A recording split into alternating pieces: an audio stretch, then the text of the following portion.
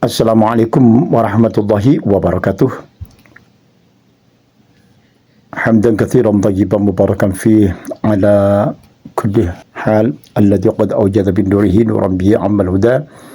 Asyhadu an la ilaha illallah wa asyhadu anna Muhammadan abduhu wa rasuluh. Allahumma shalli wa sallim ala sayyidina Muhammad wa ala alihi wa sahbihi ajmain, amma ba'd.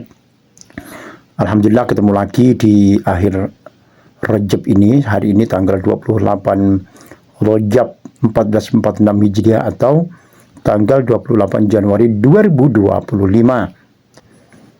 Jadi walaupun ini masih bulan Rajab, saya akan berikan beberapa paparan tentang nisfu Sya'ban atau apa saja yang harus dihindari pada bulan Sya'ban dan bulan Ramadan, ya. Yaitu kita terangkan dulu tentang nisfu Sya'ban. Nisfu Sya'ban itu adalah malam pertengahan bulan Sya'ban, yaitu malam ke-15 mulai sejak maghrib tanggal 14 Sya'ban.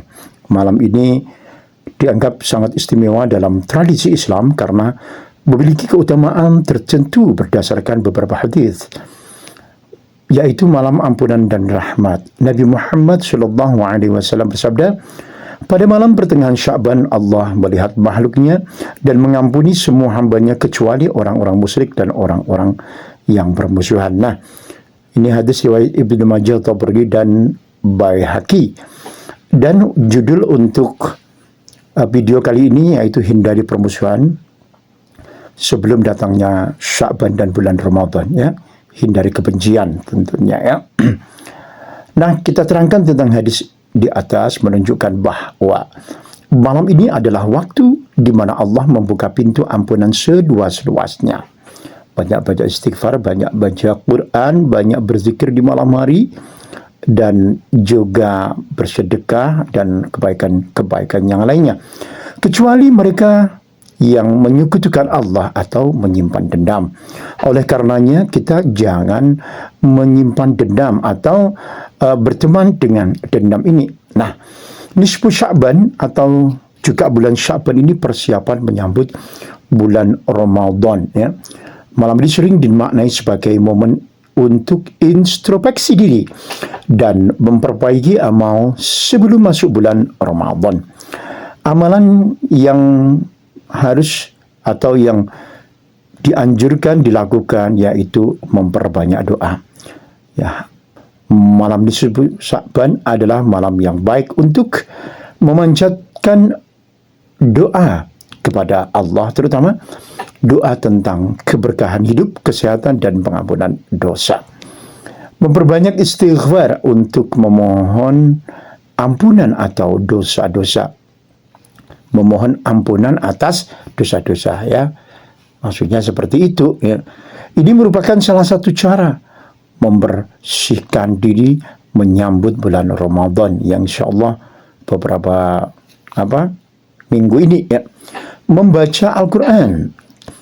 Tilawah Al-Quran atau membaca Al-Quran menjadi ibadah yang sangat utama, mendekatkan kita kepada Allah, bukti cinta kita kepada Allah.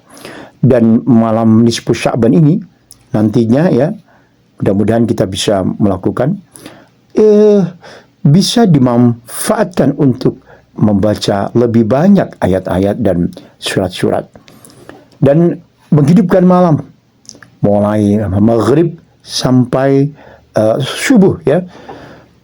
Boleh istirahat dulu dan malamnya kita bangun lagi, ya, menghidupkan malam nisfu Sya'ban dengan sholat tahajud sangatlah dianjurkan, ya. Mudah-mudahan kita persiapkan mulai sekarang, kita lakukan kebiasaan-kebiasaan yang akan kita lakukan di malam nisfu Sya'ban. Berarti kita hidupkan malam mulai akhir Rajab ini, mungkin kurang 2 hari lagi, ya, lalu muncul bulan yang baru yaitu bulan Sya'ban, ya. Kita lakukan sholat malam minimal 2 rakaat dan kemudian berdoa kepada Allah Subhanahu wa Ta'ala, membaca suratul Yasin. Sebagian ulama menganjurkan membaca surat Yasin 3 kali pada malam nisfu Sya'ban dengan niat yang pertama untuk panjang umur dalam kebaikan.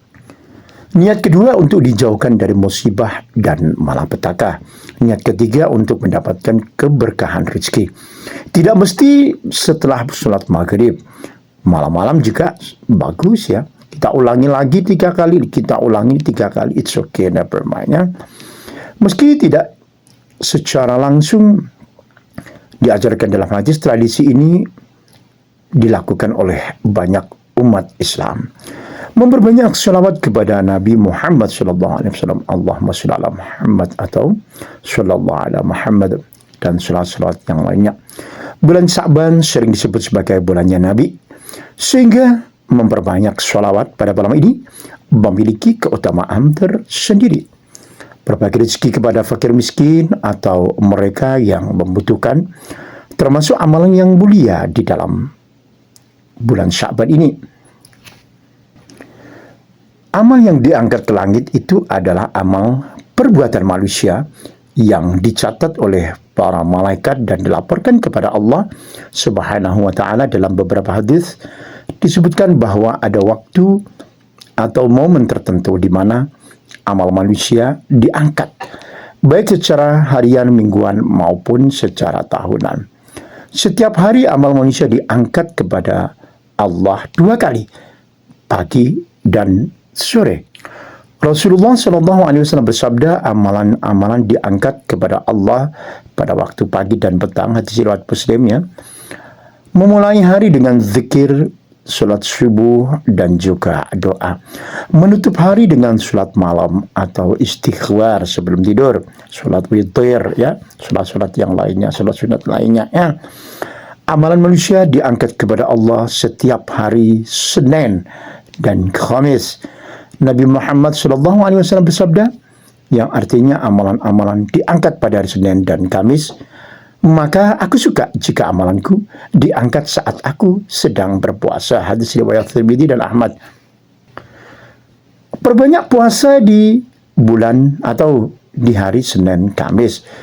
Bersihkan hati dari dendam dan permusuhan. Karena di dalam hadis ya, hadis lain disebutkan pada hari Senin dan Kamis Allah mengampuni semua dosa hambanya kecuali mereka yang bermusuhan. Hadis riwayat Muslim. Amalan tahunan yang diangkat kepada Allah yaitu pada malam nisfu Sya'ban, bulan Sya'ban ini ya.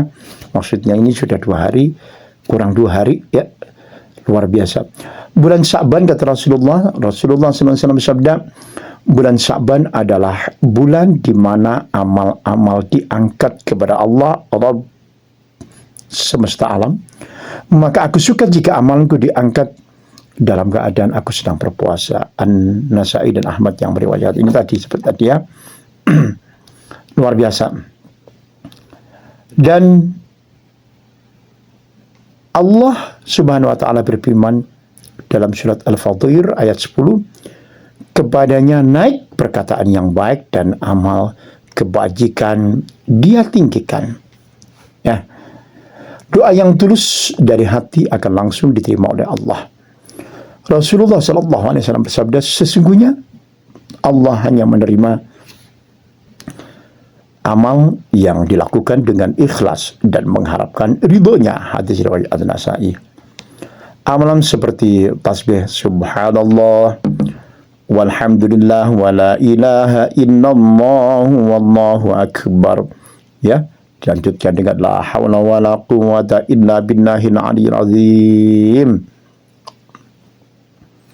Ya, itu luar biasa. Ahabbul kalami ilallah. Rasulullah SAW sabda seperti itu ya. InsyaAllah saya masih ingat ya. Arba'un, 4 subhanallah walhamdulillah wala ilaha illallah wallahu akbar. Ya. Amalan seperti tasbih, tahmid, tahlil dan takbir adalah zikir yang langsung diterima oleh Allah ya. Subhanallah walhamdulillah wa la ilaha illallah wallahu akbar wa la hawla wa la quwwata illa billahil aliyyil azim. Boleh dengan nada-nada apa saja ya. Boleh tanpa nada juga tidak apa-apa ya. Jadi agar amal diangkat dan diterima itu, pertama ikhlas. Pastikan semua amal dilakukan hanya untuk Allah. Ikuti sunnah, lakukan amal sesuai dengan tuntunan Rasulullah Sallallahu Alaihi Wasallam. Ya. Hindari perbuatan yang bisa menghapus pahala, memfitnah Nabi, menghasut, seperti itu, mencaci maki orang, ya, menuduh orang, mukul orang, dan juga mengambil hak orang, mengambil barang orang lain yang bukan hak kita, ya, apalagi menumpahkan darah orang lain, ya, maksudnya saudara kita sendiri misalnya, ya, yang saya maksudkan adalah sesama muslim, ya, marah ya marah, tapi hati harus tetap dingin, ya, kepala tetap dingin, apalagi sebelum Ramadan, ya, sebelum Sya'ban. Di bulan Sya'ban ini, ya, tempat ampunan dan kita memohon maaf kepada orang lain dan memaafkan orang yang lainnya lagi. Jadi memohon ampunan kepada Allah untuk dosa yang mungkin menghalangi diterimanya amal-amal kita. Masuk surga bukanlah sesuatu yang mustahil, tetapi juga bukan hal yang mudah. Surga adalah tempat yang disiapkan Allah Subhanahu wa Ta'ala untuk hamba-hambanya yang beriman, taat dalam melakukan amal kebaikan dengan ikhlas dan ridha. Kesulitannya bergantung pada sejauh mana seseorang berusaha menjalankan perintah Allah dan menjauhi larangannya. Allah Subhanahu wa Ta'ala berfirman, dan bersegeralah kamu kepada ampunan dari Tuhanmu dan kepada surga yang luasnya seluas langit dan bumi, yang disediakan bagi orang-orang yang bertakwa. Surga yang disediakan untuk orang-orang yang bertakwa, sehingga kuncinya adalah menjaga ketaatan kepada Allah Subhanahu wa Ta'ala dengan beramal soleh. Nabi Muhammad sallallahu alaihi wasallam bersabda, surga itu dikelilingi oleh hal-hal yang tidak disukai, sedangkan neraka dikelilingi oleh hal-hal yang menyenangkan hawa nafsu. Hadis riwayat Bukhari dan Muslim. Maknanya, masuk surga membutuhkan perjuangan untuk menahan hawa nafsu, melawan godaan dan bersabar dalam ketaatan. Rasulullah SAW juga bersabda, tidak ada seorang pun dari kalian yang akan masuk surga karena amalnya. Para sahabat bertanya, termasuk engkau wahai Rasulullah? Beliau menjawab, termasuk aku, kecuali jika Allah melimpahkan rahmatnya kepadaku. Hadis riwayat Bukhari dan Muslim. Artinya, meskipun kita diperintahkan untuk beramal, rahmat Allah adalah faktor yang utama yang membuat seseorang masuk surga. Oleh karena itu, selalu memohon rahmat dan ampunannya sangatlah utama dan penting. Meskipun tampak sulit, Allah memberikan banyak cara untuk memudahkan kita menuju surga. Seperti apa? Beriman dan bertakwa. Barang siapa yang beriman kepada Allah dan beramal soleh, maka bagi mereka surga-surga yang mengalir di bawahnya sungai-sungai. Quran surat Al-Bayyinah ayat 7 hingga ayat 8. Surat Al-Bayyinah itu awalnya, lam yakunil ladzina kafaru min ahlil kitabi wal musyrikina munfaqina hatta ta'diyahumul bayyinah. Ada kata-kata bayyinah. Amalan-amalan sederhana yang besar pahalanya. Rasulullah SAW bersabda, aku menjamin rumah di surga bagi siapa-siapa saja yang meninggalkan perdebatan meskipun ia benar. Hadis riwayat Abu Daud. Tapi memang benar, perdebatan ini seringkali memicu hal-hal yang memojokkan orang lain, ngebully orang lain, tertawa atas kekalahan orang lain. Jadi sabda Rasulullah yang berbunyi, aku menjamin rumah di surga bagi siapa saja yang meninggalkan perdebatan meskipun ia benar. Hadis riwayat Abu Daud ini luar biasa memang, ya. Dan Bersedekah tentunya luar biasa. Membaca zikir, memudahkan urusan orang lain, dan terutama berbakti kepada orang tua. Amalan kecil lainnya seperti menahan amarah. Wal kadhiminal ghaid, wal kadhiminal ghaid. Ya. Berkata baik, hifdzul lisan, atau menjaga lisan. Tersenyum kepada saudara muslim hingga memberi makan hewan juga bernilai besar di sisi Allah Subhanahu wa taala. Masuk surga ini mungkin terasa sulit karena memerlukan perjuangan melawan hawa nafsu, kesabaran dan ketekunan dalam kebaikan. Namun Allah memberikan rahmat, kemudahan dan banyak peluang untuk memperoleh surganya. Yang terpenting adalah ikhlas beramal hanya untuk Allah Subhanahu wa ta'ala, billahi ta'ala, memohon rahmat dan ampunannya. Kita tidak putus asa meski kita banyak dosa, karena pintu taubat selalu terbuka. Meraih surga bagi kita yang masih hidup adalah dengan menjalani kehidupan sesuai dengan petunjuk Allah Subhanahu wa ta'ala dan Rasulnya, serta menjaga amal, niat, dan sikap yang selaras dengan tujuan akhir tersebut. Segala amal dan perbuatan yang dilakukan harus diawali dengan niat yang baik, niat yang jujur, yang ikhlas karena Allah Subhanahu wa ta'ala. Rasulullah SAW bersabda yang artinya sesungguhnya amal itu tergantung pada niatnya, dan setiap orang akan mendapatkan sesuai dengan apa yang diniatkannya. Hadis riwayat Bukhari dan Muslim. Keimanan adalah merupakan pondasi yang sangat utama. Percaya kepada Allah, malaikat-malaikatnya, ya.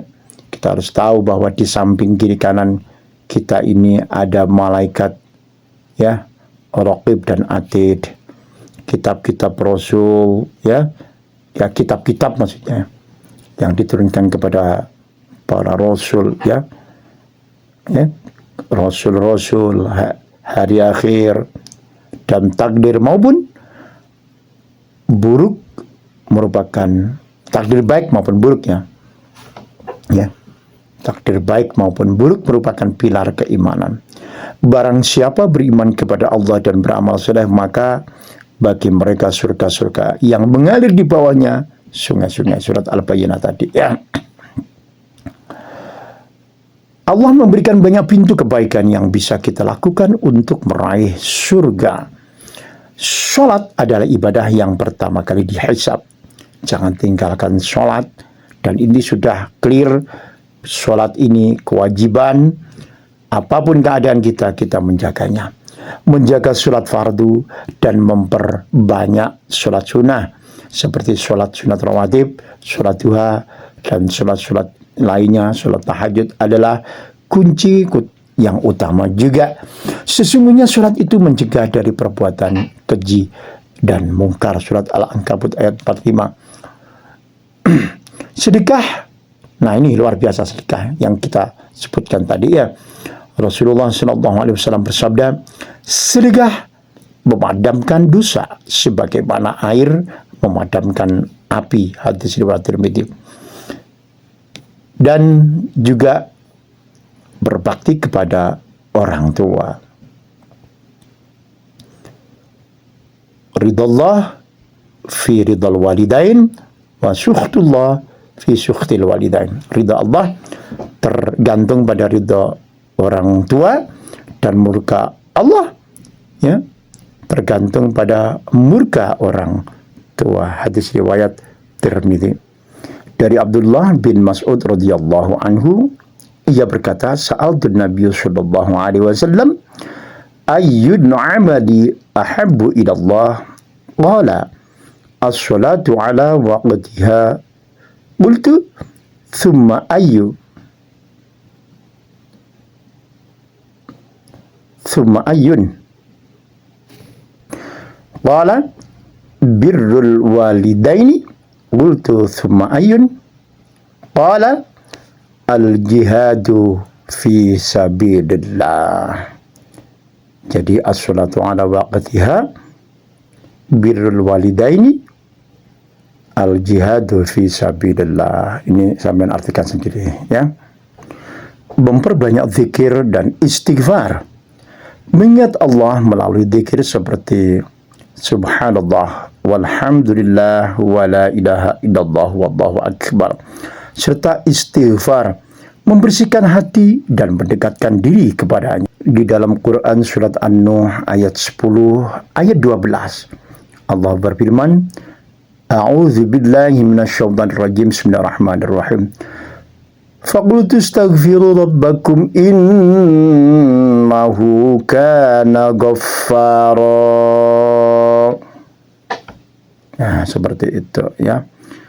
Maka aku katakan kepada mereka, mohonlah ampun kepada Tuhanmu, sungguh Dia Maha Pengampun. Yursilis samaa'a 'alaikum midrara.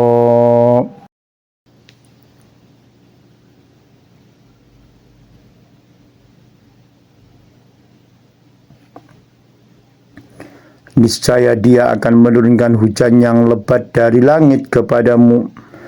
Wa yumdidukum bi amwali wa baina wa yaj'alil lakum, bukan, wa yaj'al lakum jannati wa yaj'al lakum anhara. Dan Dia memperbanyak harta dan anak-anakmu, serta mengadakan kebun-kebun untukmu dan mengadakan sungai-sungai untukmu. Di dalam Quran surat Az-Zumar ayat 53 juga, a'udzu billahi minasy syaithanir rajim. Qul ya ibadiyalladzina asrafu ala anfusihim la taqnatu mir rahmatillah. Innallaha yaghfiru dzunuba jami'a. Innahu huwal ghafurur rahim. Katakanlah Muhammad, wahai hamba-hambaku yang melampaui batas terhadap diri mereka sendiri, janganlah kamu berputus asa dari rahmat Allah. Sungguh Allah mengampuni dosa-dosa semuanya. Sesungguhnya Dialah yang Maha Pengampun, Maha Penyayang. Nih, membaca istighfar luar biasa ya. Jangan lupa, jangan lalai. Di dalam surat Al-Hud ayat 3, wa anistaghfiru rabbakum thumma tubu ilaihi yumatti'ukum mata'an hasanan ila ajalim musamma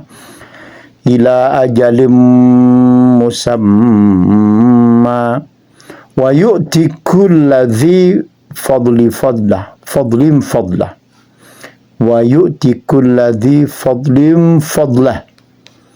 wa in tawallaw fa inni akhafu 'alaikum 'adzaba yaumin kabir. Dan hendaklah kamu memohon ampunan kepada Tuhanmu dan bertaubat kepadanya. Niscaya Dia akan memberimu kenikmatan yang baik, kenikmatan yang terus-menerus sampai waktu yang telah ditentukan. Dan Dia akan memberikan karunia-Nya kepada setiap orang yang mempunyai keutamaan. Tetapi jika kamu berpaling, maka sungguh aku takut kamu akan ditimpa adab pada hari yang besar.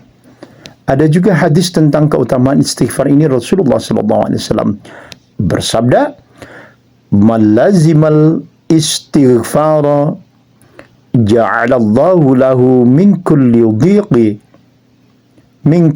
dhiqin makhraja wa min kulli hammin faraja wa razaqahu min haitsu la yahtasib."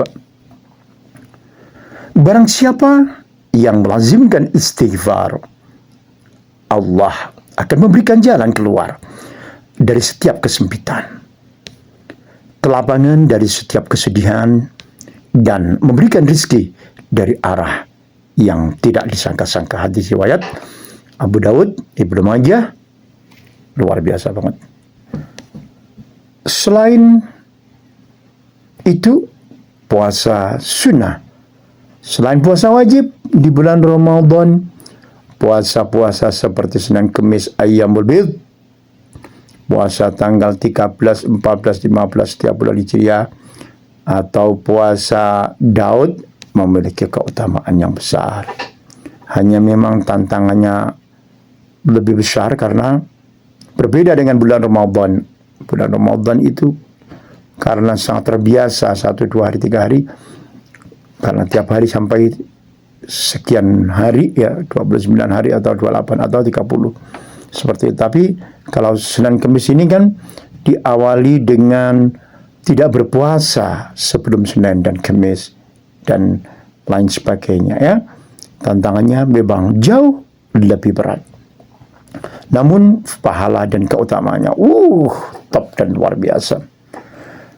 Rekan-rekan semua dimanapun Anda berada, yang ada di seluruh Indonesia, di seluruh pulau, bahkan di dunia, ya, rekan-rekan Indonesia yang ada di seluruh dunia, kita akan lanjutkan. Agar amal diterima, kita harus menjauhi perbuatan-perbuatan maksiat, perbuatan-perbuatan dosa. Maksiat karena mata, karena telinga, karena mulut, karena jari, karena hidung, karena kaki, besar maupun kecil. La saghair ma'al istimrar, wala kabair ma'al istighfar. Ya, di surat An-Nisa juga ada, jika kamu menjauhi dosa-dosa besar yang dilarang, niscaya kamu hapuskan kesalahan-kesalahanmu dan kami masukkan kamu ke tempat yang mulia, yaitu surga. Ini An-Nisa ayat 31, ya. Hindari dosa-dosa seperti riba, zina, iri hati, hasud, memfitnah, memutus silaturahim, dengki, hasud sama dengki sama, ya.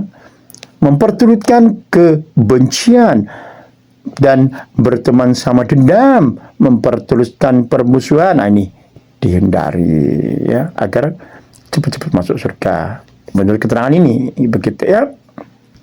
Tidak ada manusia yang bebas dari dosa, tetapi Allah Maha Pengampun, memperbanyak taubat, ya, dan istighfar setiap hari. Astagfirullah, astagfirullah, astagfirullah, atau astaghfirullahalazim, astaghfirullahalazim, astaghfirullahalazim li abi wa ummi, astaghfirullahalazim wa atubu ilaihi, atau astagfirullah, astagfirullah, gitu aja, it's okay, ya. Karena Rasulullah Sallallahu Alaihi Wasallam sendiri, maksudnya beliau sendiri, memperbanyak istighfar meskipun beliau maksum, ya, maksum, terjaga dari apa?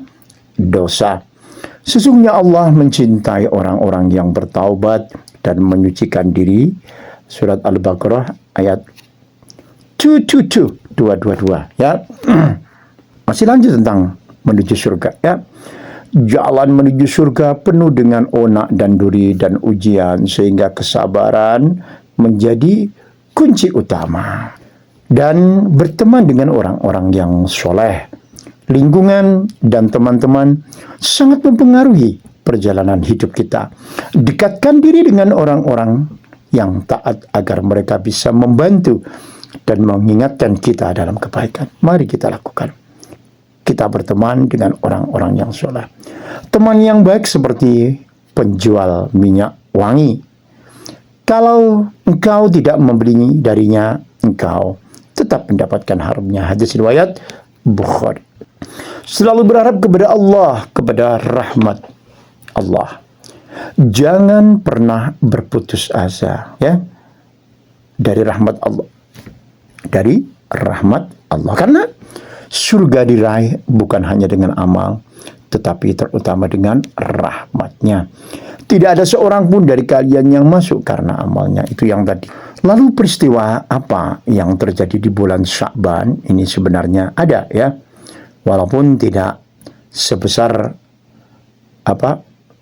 sebanyak, maksudnya bukan sebanyak peristiwa-peristiwa besar di bulan-bulan lain seperti bulan Ramadan atau Dzulhijjah itu banyak ya. Bulan Muharram itu banyak sekali peristiwa-peristiwa besar berulang ya. Namun peristiwa penting ya di bulan ini juga ada amalan-amalan juga ya. Di antaranya adalah perpindahan kiblat dari Baitul Maqdis menuju ke Ka'bah. Perpindahan arah kiblat umat Islam dari Masjidil Aqsa atau Baitul Maqdis di Palestina menuju ke Ka'bah dan di Mekah Ka'bah ini ya.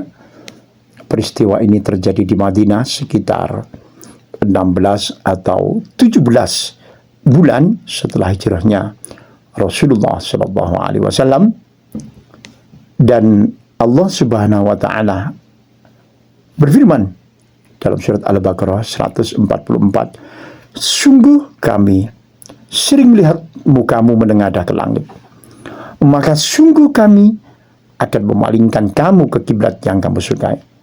Palingkanlah mukamu ke arah Masjidil Haram. Masjidil Haram.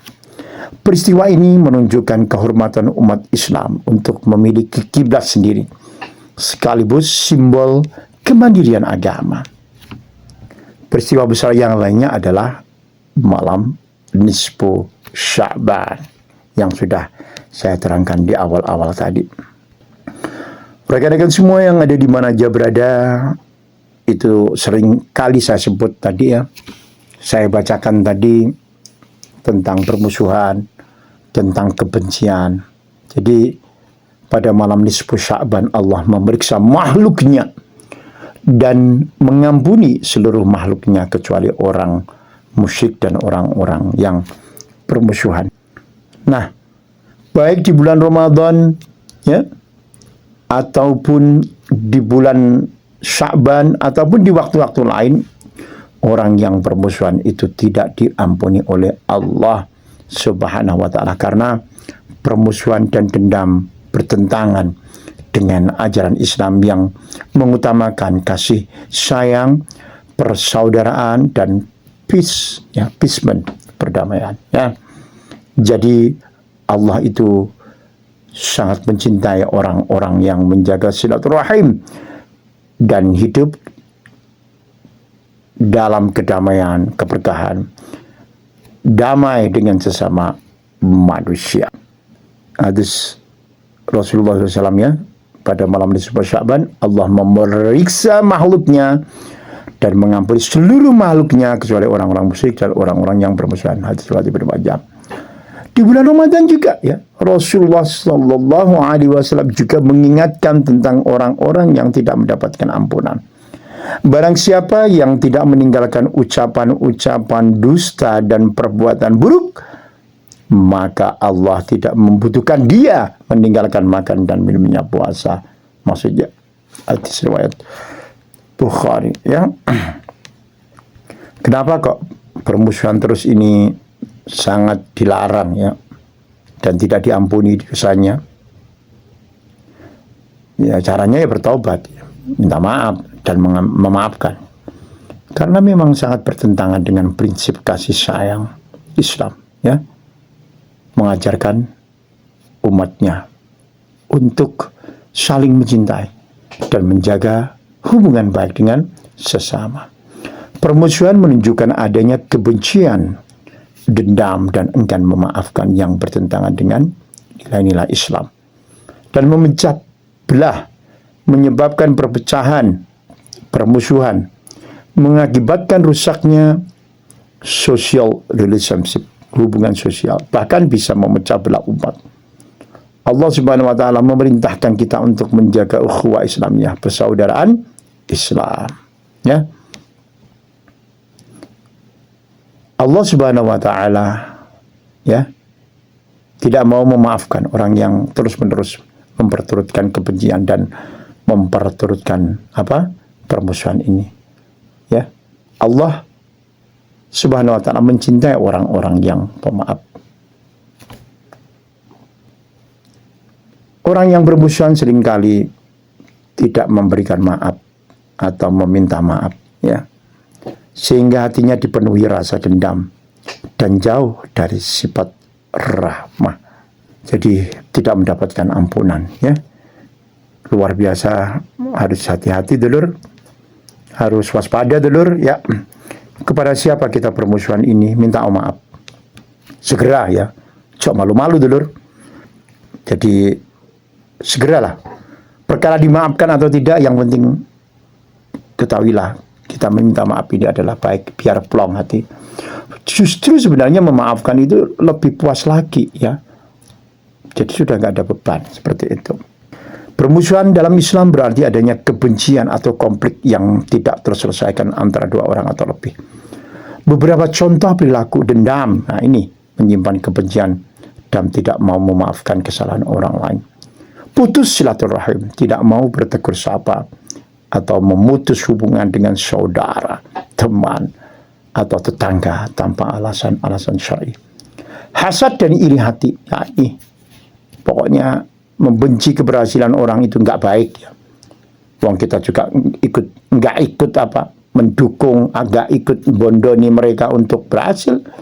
Kenapa harus membenci orang berhasil? Biarkan mereka di samping kita berhasil. Biarkan orang-orang di sekitar kita ini berhasil. Tidak apa-apa. Ya bagaimana kita untuk bisa makan, bisa menyekolahkan anak, bisa hidup tiap harinya ada, dan lain sebagainya. Ya bekerja dan berdoa kepada Allah Subhanahu wa taala.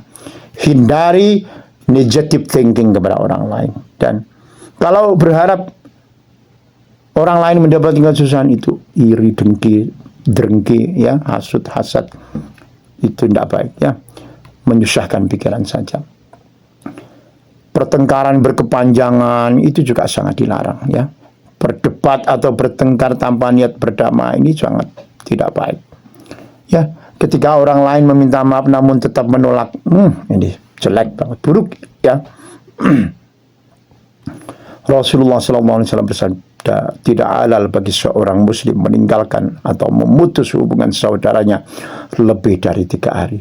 Keduanya saling berpaling, dan yang terbaik di antara mereka adalah yang pertama memberi salam.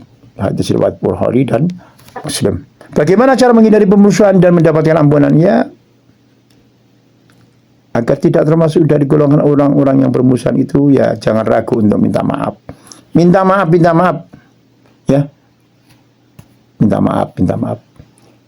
Minta maaf terlebih dahulu maksudnya. Jika ada konflik, jadilah orang yang berhati dalam memberi maaf juga, ya.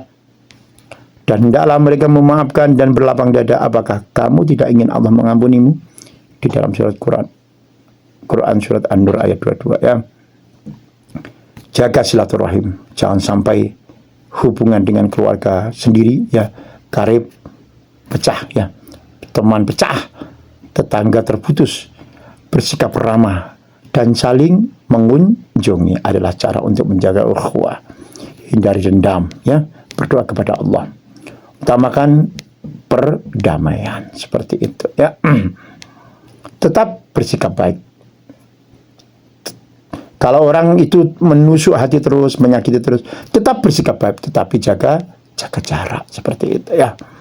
Takutnya kalau terlalu mendekat, ingat nanti akan dia menusuk hati kita, menyakiti kita, ya. Tetap baik tapi jaga jarak. Jangan membalas keburukan dengan keburukan, ya. Berdoa untuk kebaikan mereka, kita doakan untuk kebaikan dia, ya. Seperti itu. Ingatlah bahwa Allah akan membalas segala sesuatu. Dan hindari ketergantungan emosional, ya. Maksudnya kita emosi aja bawaannya. Lindungi diri tanpa memutus silaturahim, ya.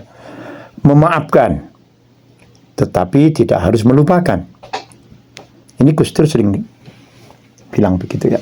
Memaafkan, tetapi tidak harus melupakan. Seperti itu, ya. Luar biasa banget Anda, ya. Mudah-mudahan bermanfaat buat kita semuanya, dan pantau terus untuk channelnya Mr. Ali ini. Mungkin ada beberapa kalimat-kalimat yang luar biasa yang bisa mengingatkan kita atau menyentuh hati kita, ya. Dan terima kasih, subscribe buat Anda yang belum pernah subscribe, ataupun juga Anda pantau aja bagi Anda yang sudah pernah subscribe di channelnya Mr. Ali Majini. Wallahul muwaffiq ila aqwamid dhariq. Wa sallallahu ala nabiyyina Muhammadin wa ala alihi wa sahbihi ajma'in.